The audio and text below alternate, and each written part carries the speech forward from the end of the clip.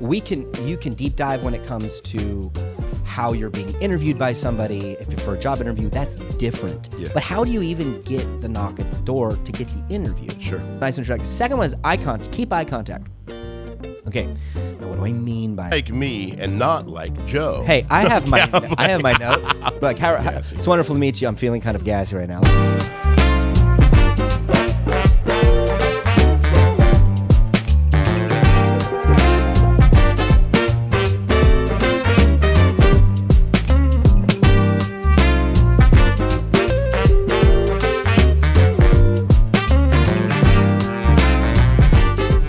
Welcome to the Cam and Joe Show. My name is Joe with my good friend Cameron. What's going on, big dog? You know, man. Happy Friday. So if it's the first time watching, like, subscribe, hit the bell. We're going to be talking about how to have conversations. And it's scary. It's scary that we are having the conversation on having conversations. Would you say it's conversation inception? I would say it's, I would. This is a dream within a dream, possibly within a dream. Ooh. Cue the music. Cue the Inception music. No, but you were talking about like from a as a business owner standpoint. Oh, yeah. And I have a front-facing job, so everything I do is communication-based. But from you as a business owner, when you're looking at potential staff means potential revenue, which means putting food on the table for your wife and your boys. So you obviously take that extremely seriously. What part of your hiring process or what portion of it do you lean into, okay, this person can communicate versus this person can hold a job, and this like where on the hierarchy of skills is the communication? I actually prefer if they have no skill. I want to treat you. Actually, no, it makes a ton of sense. You can teach them. Right? No, we've had people come in that was like, I worked at Starbucks, and I'm like, okay, show me how to pull a shot. I want the grams. I want you to weigh it. Give me the crema. And they're like, how do I do that? Yeah. What? Okay. Yeah. Or, hey, I work at Dutch Brothers. We do this. Okay. Well, I want the shot to pull at this. This is what I'm looking for. This is the flavor we're going for. And they're like, oh. Yeah, so I actually do a refresh course for all of my employees every 6 months. Cool. You should. It's awesome. And I'm always like, hey, make me a drink. Okay. Whatever you want, surprise me so I can see what they're giving out to the customer. That's awesome. I found out, and this is the way I do it, because I found out that one of our workers was putting an extra pump of flavor and stuff. Mm-hmm. And that may not seem like a big deal, but when you're getting the same drink, and then all of a sudden you're like, this is a little sweeter. Yeah. That throws you off, and that inconsistency goes, oh, I can go somewhere else that'll be more consistent. Sure. So that's how we do it. But I always look for communication skills, because if a person is able to communicate that they don't know or that they like something or whatnot, then they can get themselves out of any situation. Absolutely. If the customer comes up and they're not happy with something, if that person's just like, I made the drink good. Yeah. Ma'am, I'm so sorry, but your latte was glorious, right? I did have an employee that would get so nervous with any kind of with any type of interaction. And this was one that we get, so we work with the county with One Stop, and they'll actually have somebody, and we'll give them work experience and we'll train them up. And so we had them come in and like, oh, hi. And the person comes and gets a latte. They're great. They messed up. I think they used the wrong milk or something. And instead of saying, sorry, let me remake that for you, he just reaches into the cash register and says, hey, here's a free drink, which we have as a policy. Sure. But the policy is last resort. Like, do all you can. Like remaking the drink. If it's made, hey, are you in a hurry?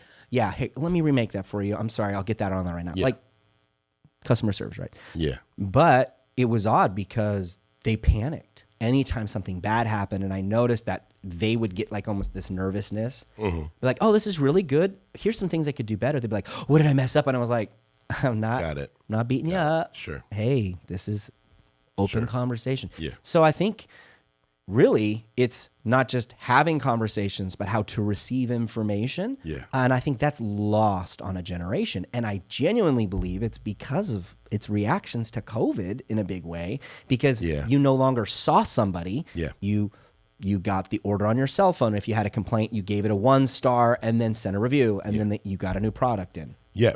From a communication standpoint, COVID wrecked us. COVID set us back like decades.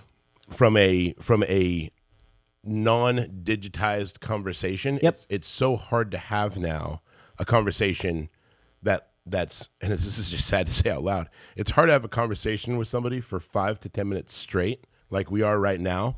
What? Yeah, exactly. Like this is feeling like who are you? Morning. This is glorious. The distractions are so prevalent. Yeah. But I think because of COVID took us away from that in person. Yep. And it kind of retaught us that, hey, whatever happens on my phone needs to jump past what's happening right now. And it's like, then you lose the whole, love the one you're with. If you're in the coffee shop and there's things going on and there's toast that's on fire and this, that, and the other, and somebody's running around, if there's a client right there in front of you, love the one you're with. You've got to prioritize them. They need to feel that when they're in your coffee shop and when they're chatting with you and your team, nothing else in the whole world matters. Like the little emoji of the dog and the fire. It's like, this is fine. Everything's fine. Yeah. Like that's who you have to be. Well, and it's interesting because people will know, they'll come in, we'll talk. They'll be like, oh yeah, your drink. Oh, I'd love that. Yeah, let me make that for you. And they'll be like, you own the place, don't you? Almost quick. And it's because you take pride in what you do. So if somebody's liking something, like, oh, thank you. And I've even had somebody go, oh, I really think this is good. Oh, I actually had a customer come in and they're like, yeah, I found you on Google. I said, awesome. I said, I never asked this question. I'm really curious. Review. Why did you click us? Oh. What? Because there's other coffee shops. Yeah. What was it? And he goes, I liked the photos. I read some reviews. I just really liked it. And I was like, hey, let's go for it. I was like, oh, okay, cool. Sounds great. So reviews are huge, man. How often do you ask? I ask a ton of my clients. I know. Stop. He's still great. 5-star. Stop it. Well, I love a review because at the end of the day, it's not my own opinion. It's someone who has experienced working with It's the mass consensus. On the loan side. Yeah. Exactly, right? So if you can stack 5 of them up or 10 of them up or 100 of them up, whatever, it's your opportunity to showcase, hey, if you don't know what your experience is going to be like, here's a couple hundred people who had a pleasant experience with what you're about to embark on, right? So if you're looking at multiple coffee shops and then there's one, and it doesn't even have to have 500 reviews, but if the very first one says incredible ambiance from start to finish, staff was on point, food and drinks were amazing, 3 lines. Yeah. Let's go to Steelhouse. Yeah, exactly. Right? Yeah. Let's go off the beaten path. Oh, it's right there in the heart of the city, right there off. I will tell you the struggle that I have, not with reviews, because I think they show you, like, any news is good news. Like you can take, hey, customer service was poor. Cool. Who is working? Sure. Awesome. Yep. You have an opportunity to do better. Yep. Right? Learn more in a loss than a win. And so it's like, hey, how can we improve that? But the problem that I have now is there's so many sites that take my menu and they're like, oh, we'll deliver for you. Oh, we'll do this. Then they upcharge and send somebody in to purchase it that you think's a customer. That by the time the customer gets the product, it's subpar. Got it. Because it's who knows how long. I don't. Yeah. And then I get a review on a site that's like, oh, well, waited too long for my drink. And I'm like, I didn't even know that you were. Yeah. I didn't. Right. Got it. So there's that issue. Yeah. That makes sense. You know, literally this week we had a customer come in. It was a DoorDash order. Said, all right, it was a sandwich and drink. Had it done and set it down. Set it right in front of the guy and went, here, sandwich, drink. I said, here's the drink. Here's the sandwich. He goes, okay, cool. He didn't. Okay. I said, okay, cool. He didn't speak English very clearly. Yeah. He said, he nodded his head, grabbed the sandwich, and I went, hey, you forgot the drink. Hey. And he just left.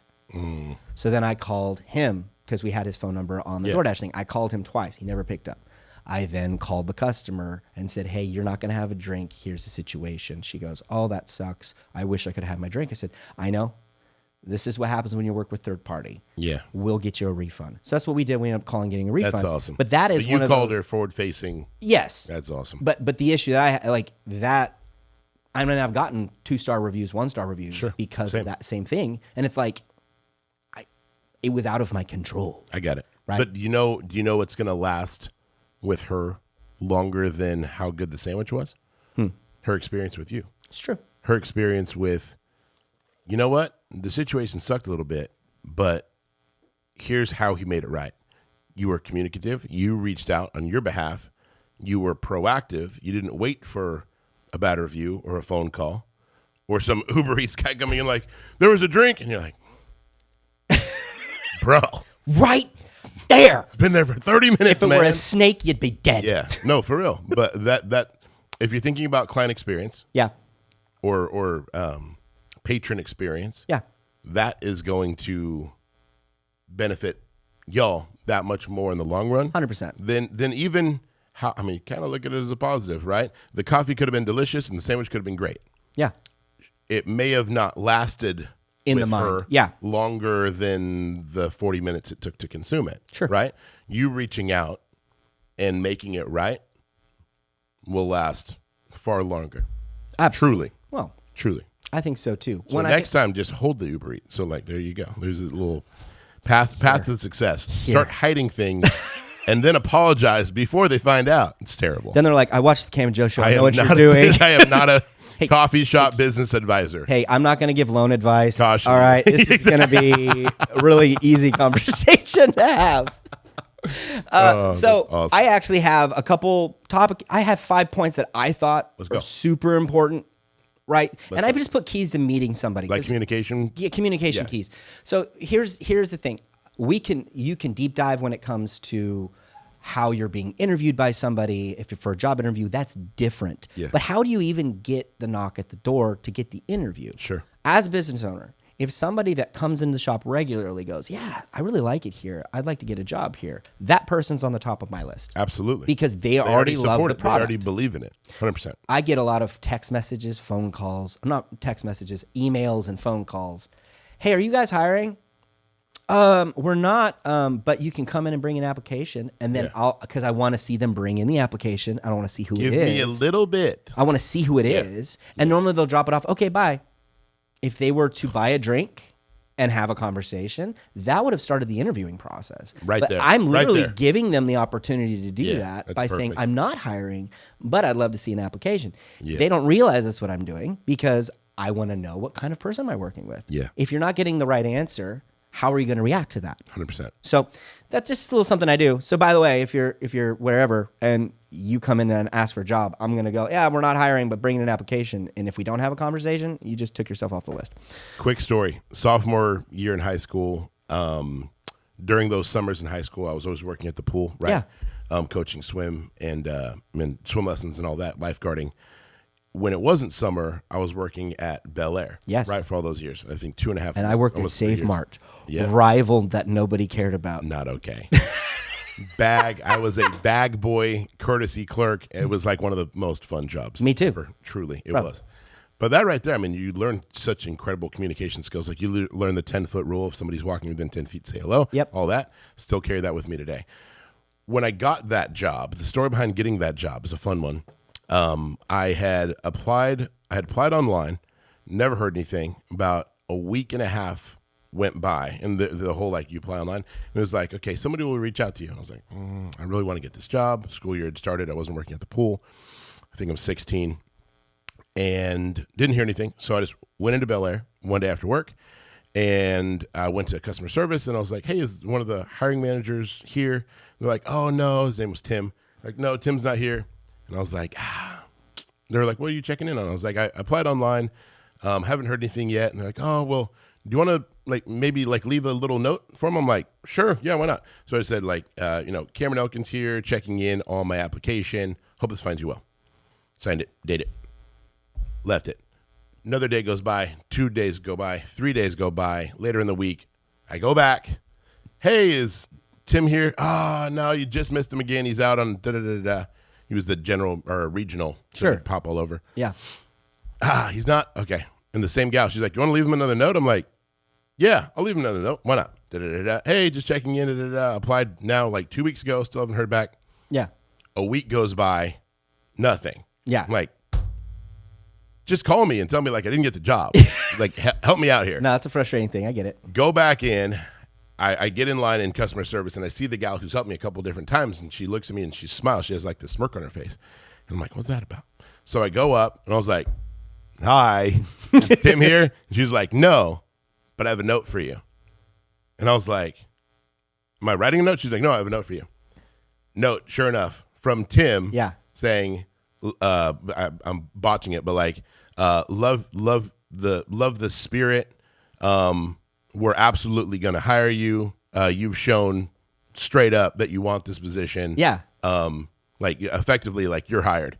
And I was like, you serious? I haven't even met this guy. She's like, yeah, he said that if you were that willing to come in multiple times just to check on it, that you'd be a great employee. And I got the job. So it's like that. And they regretted it. I'm kidding. And they regretted it. And the stock. Yeah. No, I mean, but that right there, if you can, if you're hearing this and you are out there and you're trying to gain employment, something like that. I mean, if somebody did that at the coffee shop, you'd be like, oh my gosh, that is exactly who I want to hire. Well, then you're seeing the cordial. You're also seeing their reaction to the negative. You're seeing where they're at and that they're keeping their cool and they're wanting to have a conversation. I think that screams true. Yeah. Absolutely. Yeah. So here are the keys that I have. So I got 5 things, keys to meeting somebody. So first thing I have is a nice introduction. Okay. So people get really nervous meeting somebody new. Sure. And my wife is not extremely, she's introverted. And she extroverts enough to work the shop. Absolutely. And then goes, I love it. This is amazing. Then she goes home and goes, I'm locking myself in a room for 2 hours. No one talked to me. I need to recharge. And it's beautiful. I'm like, go for it. I love it. Do your thing. So that's kind of our thing. But when it comes to introduction, I always tell people you only have one time to make a good impression. Yeah. So how are you making that person feel right off the get? Now, don't be fake. I always have a time. I was like, hi. And I'm like, whoa, bring it down. Like that is way too high. Like chill it out. But it's body language. It's communication. What are you doing? If I'm on my phone, somebody comes up there. Hey, I want you to meet so-and-so. Uh-huh. Yeah. Oh, hey, man. It's good to meet you. I've had that. That's awful. More consistent, though. It's awful. More consistent. The more we're in our phone, the more we just ignore the person to the left of us. To me, it's stop what you're doing, make eye contact. I'm a handshake kind of a person. Hey, wonderful to meet you. What do you do? I'll start with a question right off the get. And so you only have one opportunity to do that. Because as soon as one opportunity at a first impression. Yep. And as soon as that goes away, whatever you left them with, if it was uncomfortable, that is you in their mind. And they're like, until you can improve upon it. That is you. Oh, there's that awkward dude that like gave me a weird handshake. Yeah, I was uncomfortable. Yeah, it's like okay. If you're setting the tone, man, you're making the bed up front. You're setting the pace for the experience. Yep, straight up, right? The day one on the lending side. That's it on the coffee side. On the lending side, if I don't set the pace and the tone on day one from a communication standpoint, it's over. It's over. Yeah, it's right. Over. They're going to be sitting with another lender by the end of the day. If I like fumble out the gate, oh my gosh, no, I probably still wouldn't be in lending. You have to be able to capture with communication. Up front, straight up. Like and agents will do this to me, and I tell them to. Like I love this.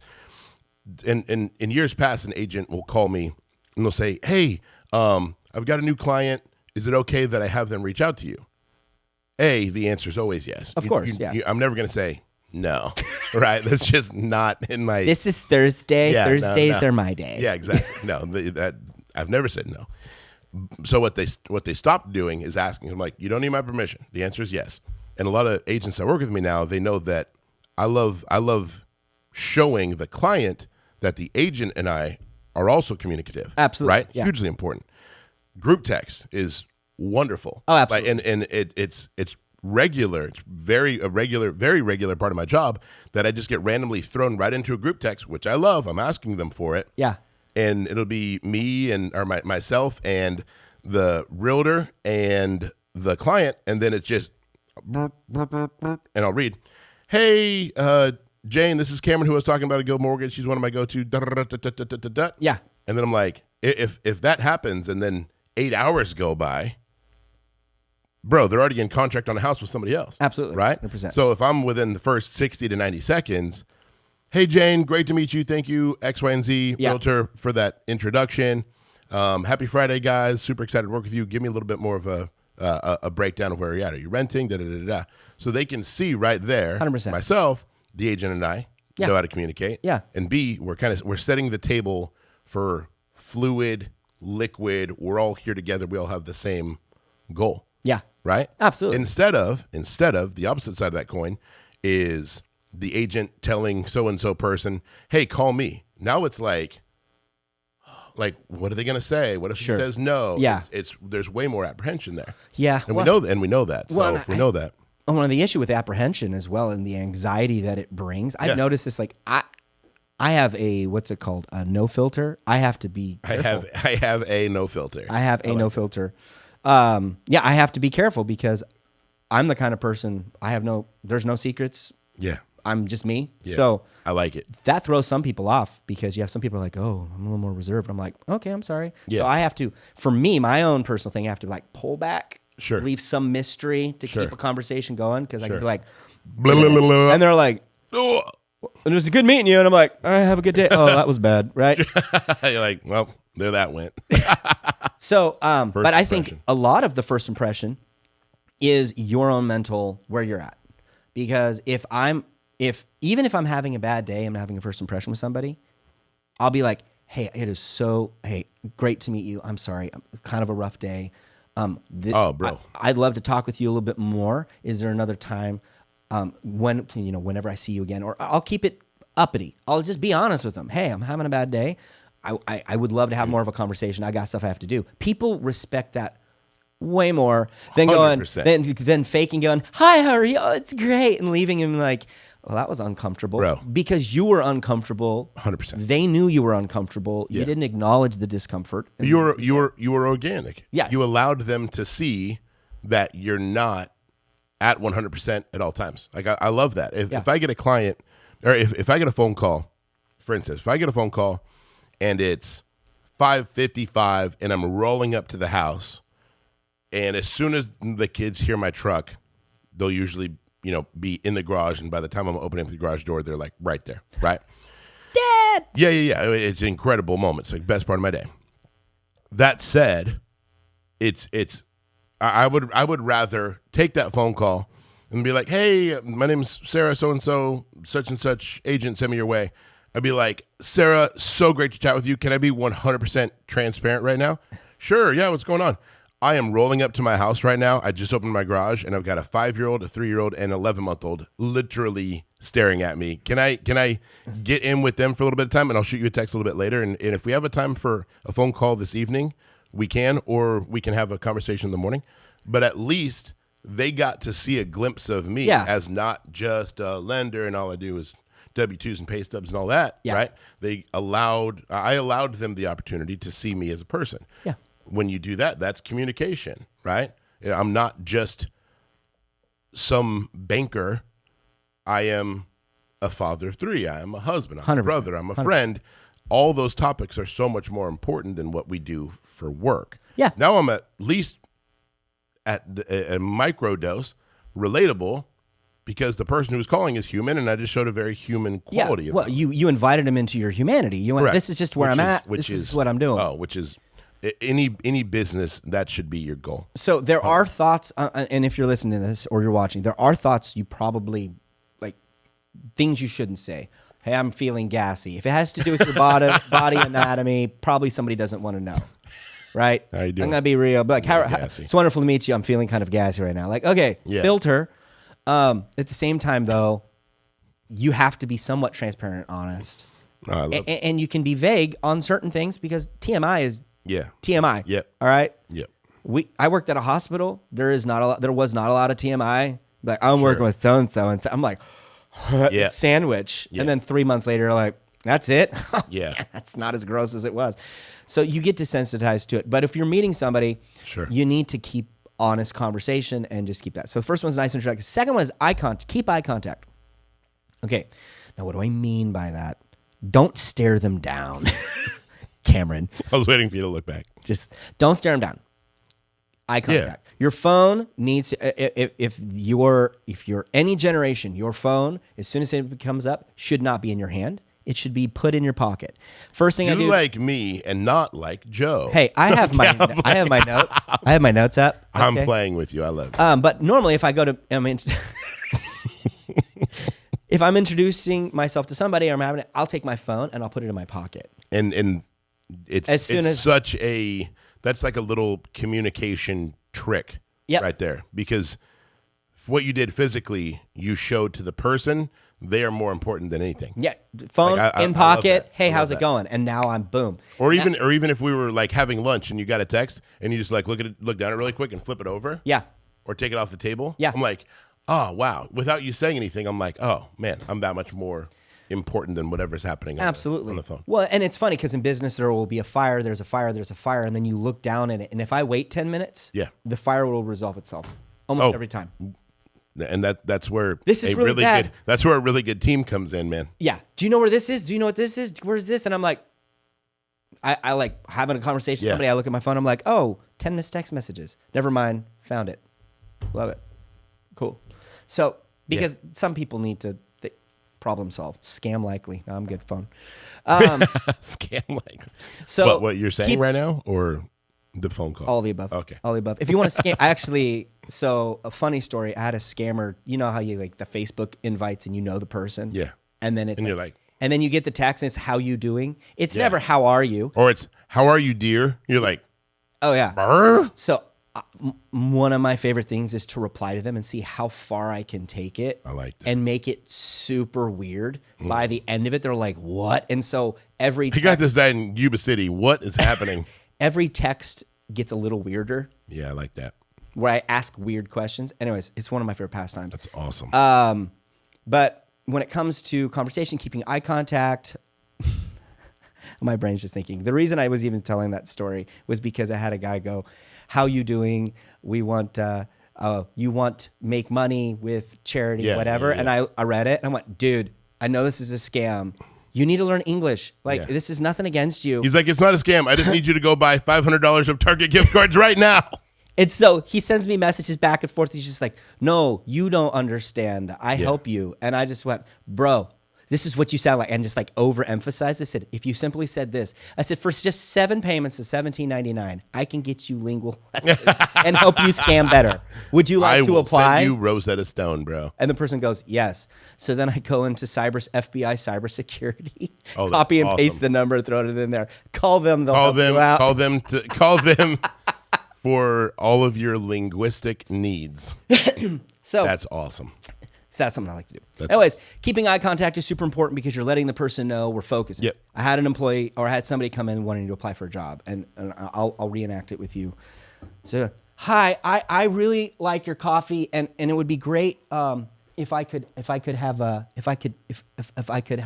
job. And I was just like, wonderful to meet you. Yeah. Hey, I'm right here. I'm right here. Chill. Grab the chin. And I said, hey, are you okay? Like, because at that point I was like, yeah. What's going on? Like, there's a lot of anxiety. You could feel it, right?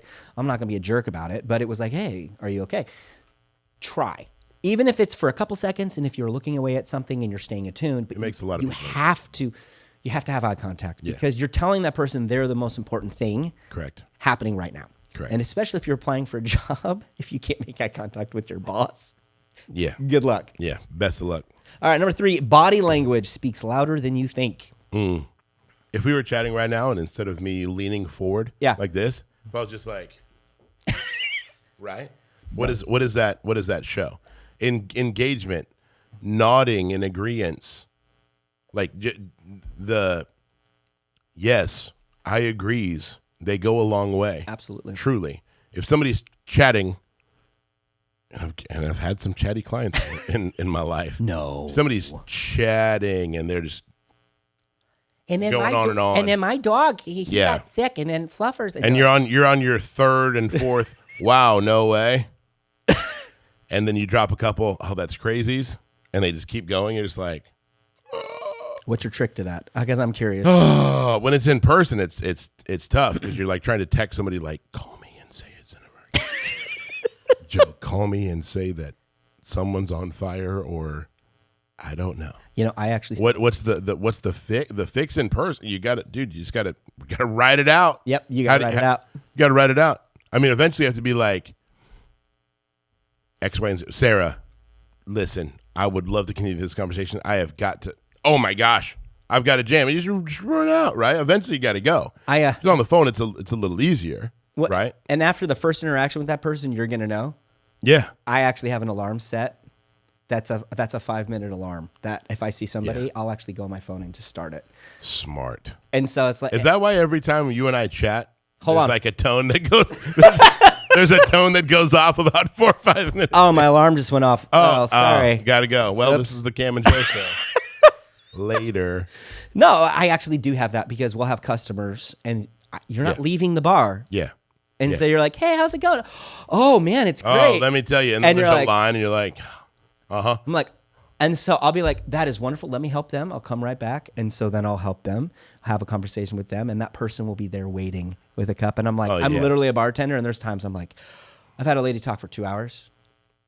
And so what I started doing is because we didn't have anybody else to talk to. We have a ding, ding, right? Yeah. So what I'll do is be like, oh, and I'll normally talk for as long as I can before I'm like, look, I don't care about doilies. Yeah. Right? It's nothing against you. And, you're right. It is sad because that person, who else are they interacting with? They're retired probably. They don't got much else to do. Sure. And I love being that part of their day. There is that amount of boundaries. Yep. But I'll normally walk around the corner like I've got something I can do over there, and I'll be like, oh, okay. Yeah. A moment. Splash some water in your face. Hang in there, Joe. Hang in there. She's like, what was that? You're like, nothing. I'll be right out. I look in the mirror. You're strong and beautiful. You were strong. What's that scene from Cool Runnings? Yes. I see pride. I see power. You gotta give yourself the Cool Runnings pep talk. Always. That's awesome. All right. The next one I have is let them talk. Now, the important about 2 years, 2 years, 1 mouth. That's right. Important part about a conversation is asking good. Well, that's the next thing is asking pointed questions. But we can use those. Let them talk. We'll put them together. Let them talk. And how do you do that? Hey, you still working at so and so? Oh no, I started working at. Cool, and let them go. That's awesome. What happened? Where was the transition? Was it just something that changed at work, or give them the platform to. And then when they're done, speak, because most people in most conversations want to talk about themselves. Okay, allow them to. Especially if this is business and you're trying to get a client, let them talk. Let them talk until they're through. Yeah, and then they'll be like, "So what's going on with you?" Oh yeah, let me tell you, it's been crazy. I have a hard time because I will not get to promoting myself because I'll realize that person hasn't had a conversation. Because I'm gonna be honest, that is the conversation. Yeah, conversation is serving somebody. Mm-hmm. You're literally absolutely. Going, hey, tell me about X, Y, and Z. I want to know about it, and you're letting them just go. Yeah. Oh, cool. What else is about that? And you're letting them process what they're going through. What do you think therapy is? That's exactly what it is. Right? And you're just billing them for coffee and lunch. Thanks for listening to me. Here's some money. He clips at Joe in the coffee shop. How does that make you feel? Mm-hmm. Dark roast, huh? Isn't that kind of a day? Got it. Get him some avocado toast, too. Got it. Yeah, yeah. No. Keep going. You seem hungry. You need a cam sandwich. Yeah, you need a cam sandwich. Go get you a cam sandwich. So, yeah, but I mean, let them talk and then ask them the right questions. This involves active listening. Now, you've probably, if you're listening to this podcast and you're doing something, I'm talking to you right now, and you're probably going, what did they just talk about? What did I just miss? Sure. Because what we do is we put something on passively, and we just live our life. Yep. I love podcasts. I'll listen to a couple hours a day, and the next thing I maybe retain 15 minutes. Sure. But if I'm sitting there and I'm listening to it actively, I'll pull way more information out of it than 15 minutes. Absolutely. Right? And so there's the passive information and there's the active information. So if you are trying to listen and you're talking with somebody, that person's got to be the most important person in the room. They're the one you're talking to. And you have to put little thought blockers on, because oh my gosh, I've got squirrel brain sometimes, and I'll be halfway through a conversation, then I'm like on a little mental vacation. I'm on a beach or in Disneyland somewhere cognitively, and then I zone back in. Oh man! And then I'm like, yeah. And they're like, "What do you think?" I'm like, I think so. I think that's a lot to think about. They're like, "What do you think I should do?" I'm like, "Oh no, they're asking for advice," and I was walking down Main Street. The biggest thing that I have, and I run into the same issue. If someone's like, "Yeah, so I had this great sandwich, and there was this bread," and my brain's going, "Bread? That's right. I needed to get bread from the store." Wheat. Oh, Tony the Tiger. Yeah, they're great. And then all of a sudden they're like, "Yeah, and so what do you think about that?" And you're like, And you go, You're like, oh yeah, bread. give him the kick. back You're like, back to reality. The bread. So what I've actually done to try and stop that from happening, because I have an escape brain. Yeah. Okay, I'm a creative, so my brain wants to go on adventures, and I want it to. Sure. But I train it and go, no, not right now. And so what I do is I'll listen. You lasso the noodle. And so I haven't ramen in forever. Anyways. Mind lasso. No, so while they're talking, and so they're like, oh yeah, my dog. My brain will think of questions. I will think of questions to reply while they're talking, and I will allow those questions to keep coming. Yep. And so then I'll go, oh. And so you'll probably notice while we're doing the podcast, I'll sit here and I'll be like, and I'll like have something, and like my body language will shift because I've got a question locked. There is a physical reaction to cognitively bringing something to the table. Right, and I have if you're having a conversation and somebody goes, that's it right there. Spit it out. Yeah. They had, boom. Yeah. Something just came up. And so what I do is I'll hold on to it, and I'll wait. But if the conversation continues, I go, no. My brain will go, that's not the proper question. Listen. Then I'll listen. Sift, filter. New question. Yeah. Right? Because I'm always looking at replying to what they're going to say. Yeah. If what you're thinking about is how to reply, and that only works in certain scenarios. I'm going to be honest. I'm married. Sometimes the reply is not necessary. Yeah. Sometimes shutting up is exactly what they want. Yeah. What do you think about that? I love you. And you're like, I can fix all of your problems. But you don't want me to. No, well, that's the fixer guy. That's the I thing. just want you to listen. Yeah, no. It's like, hey, shut up and just let me process. Yep. It's like, all right, I'll let you process. So it's tough. So those are the tips that we've got. There's supposed to be 5, but give me them from the top. So nice introduction. So you're meeting somebody. Just this is the first impression you've got. Don't fumble it. Phone in pocket. Make sure they're the focus. Yep. Keep eye contact. Make sure that they know, hey. Yep. This is absolutely you're the focus. It's you and them. Love the one you're with. It's you and them and nobody else. And then the next is body language. So squaring your shoulders with them, wherever your hips are pointing, that's where you're focusing on. So if my hips are pointed over here, and I'm like, yeah, that's a great idea. That is more important. The clock is always. Yep. When I'm with you, the clock is always more important. It's true. And that damn 5-minute timer. And then the last one, I had 2, but let them talk and ask pointed questions on topic. So those are just some tips. If you're having a hard time, I mean, when it comes to anxiety, because I've had a lot of people, they're super nervous or they don't know, take some deep breaths. Something that I always do if I'm ever a spot, I'll breathe in for as full lungs, and I'll breathe out like I'm blowing through a straw as long as I can. I'll do it 3 times, and I'll just chill for a second and go, okay. And then I'll say, you got this. And then I walk into wherever I'm going to walk into. And sometimes I have to sit in my car and be like, okay, all right. And other times I'm like, I'm good. We should have a breathing specialist come onto the show. Bro. And we make a podcast episode just all about peace and zen and breathing ASMR. No, literally. People watch it that one got weird. 30 minutes in, they all fell asleep. Did Cameron really need to hum that long? Yeah. Yes, he did. Yes, he did. The episode ends up being 4 hours because we're all just So hopefully those tips help you. I think that they're super valuable. I think they're perfect. But I also think that you are what brings something to the table. So when you have to have confidence in yourself, knowing that you're bringing something, and even if it's just listening, that is something that is extremely valuable. You don't have to say anything. You can just come in, introduce yourself, and let them talk. Yeah, go for it. Letting them be themselves. When somebody can feel comfortable enough to be themselves around you, that's a win. Absolutely. And if that person is still going, you're like, that's the biggest win. It's the biggest compliment you can get. Yeah. Because now oh man, oh wow. And you're like, oh hey, I haven't seen you. How's so-and-so? It's an active thing. And so to think that you bring nothing valuable to any table, there are consultants that their only job is to listen to the person talking and reply back what they were saying to them. It's wild. And then they'll be like, so we're wanting to do growth in this and yada, yada, yada, and this and this and this and this. And then we're wanting to do this and this and this. And they go, so you're wanting your business to grow? What else? okay. And yeah, let's sift. And so they'll let them go for however long and then just go, boom, this is the subject thing. And their whole job is active listening. And they make a crap ton of money actively listening and asking the right questions. And if you can actively listen to anybody and apply that in your life, man. Yeah, you're going to excel. You're going to excel at anything. Anywhere. I think to land the plane from a communication standpoint, I think communication is everything, right?